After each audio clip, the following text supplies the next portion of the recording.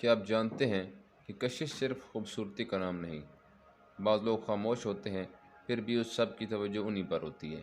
ये कशिश अंदर से निकलती है, अंदाज, बोल चाल और आपके वाइब से। आज की इस वीडियो में हम जानेंगे वो 10 निशानियाँ।